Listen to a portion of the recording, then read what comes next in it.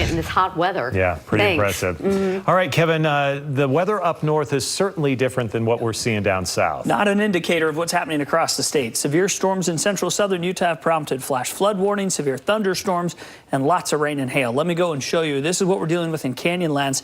Dark storms off in the distance. We've had heavy, heavy wind, and that keeps bringing in these storms sideways, and then you add the lightning and hail to it. It's been severe. Here's video coming out of Richfield. Janalee Jeffrey sending the shot of the skies look blue off in the distance, but then these storms move in so quick. All of a sudden, just a downpour of rain. Then they later got the hail. The wind gusts were severe. Here's a look at some of the totals. Monticello approaching an inch. They're at 0.91. LaSalle's at 0.84. Richfield picked up a quick ½ inch. Mighton in the Uinta Basin picked up a ½ inch. Blanding did the same.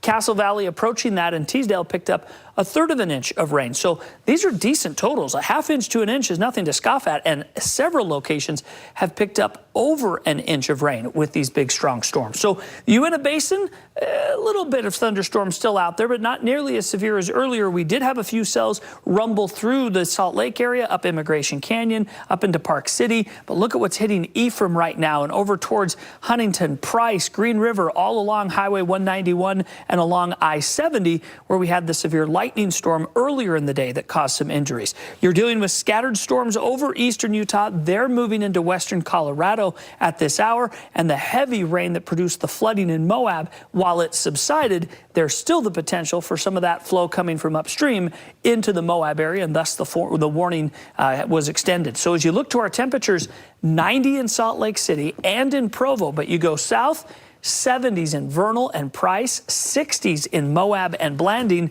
The western border's dry, 104 in St. George and 90 degrees in Wendover.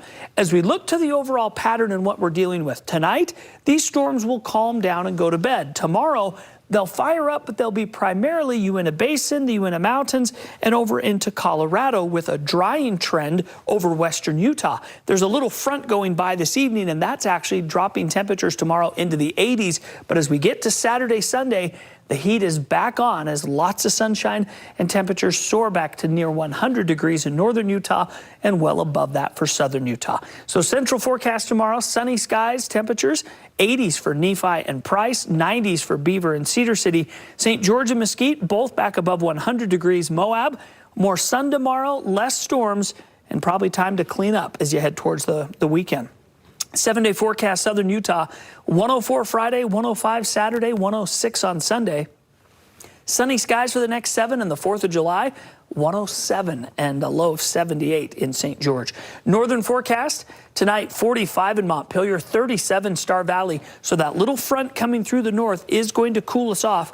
Temperatures will actually be just barely below normal tomorrow in Salt Lake at 87. Tooele will drop to a high of 84, 88 in Brigham City. 7-day forecast. 80s tomorrow, feels beautiful, pleasant, comfortable, but then we're right back up near 100 degrees, extra hot Saturday, Sunday. And then next week, upper 80s, low 90s, pretty typical for the week of the 4th of July. The holiday itself looks pretty nice at a high of 93. Okay, looking forward to it. Kevin, thank you. You bet. Thanks. All right, Sam, another